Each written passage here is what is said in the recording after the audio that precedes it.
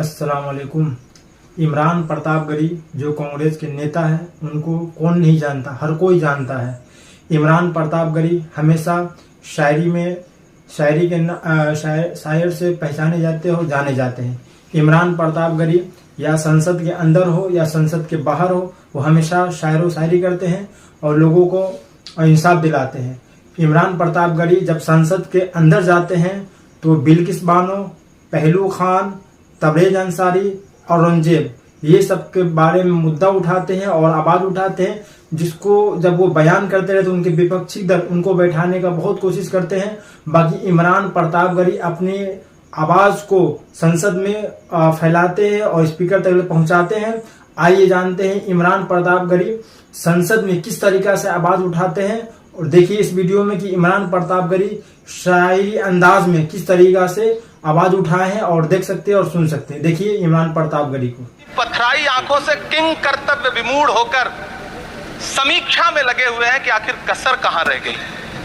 सभापति महोदय, सारे प्रहसन किए गए, भाषाई मर्यादा को तार तार किया गया, एक पूरी कौम को घुसपैठिया पुकारा गया, मछली, मंगल सूत्र, भैंस से होते हुए मुजरा जैसे शब्दों से भाषणों को सजाया गया, चुने हुए मुख्यमंत्रियों को जेल भेजा गया, महाराष्ट्र में राजनीतिक दलों को तोड़ा गया, उनके सिंबल छीने गए, चाहे वो शिवसेना हो चाहे वो एनसीपी हो, विपक्ष के सबसे बड़े दल के बैंक अकाउंट को फ्रीज किया गया।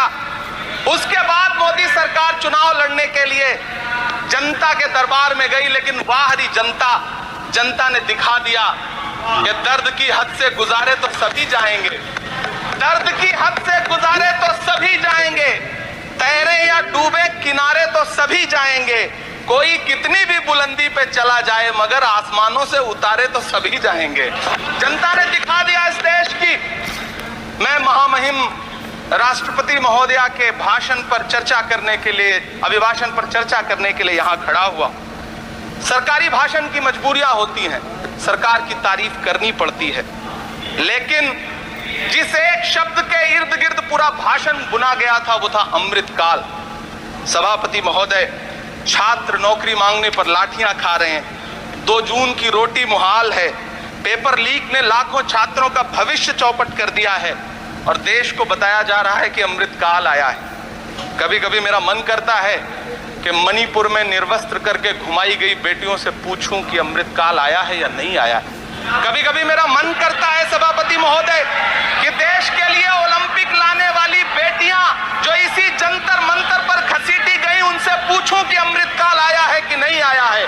कभी कभी मेरा मन करता है कि रात के 2 बजे बिना परिवार की मर्जी के हाथरस में जलाई गई उस दलित बिटिया जो बलात्कृत थी, उसको स्वर्ग में संदेशा भेजूं और उससे पूछूं कि आया हुआ अमृतकाल तुम्हें दिख रहा है या नहीं दिख रहा है।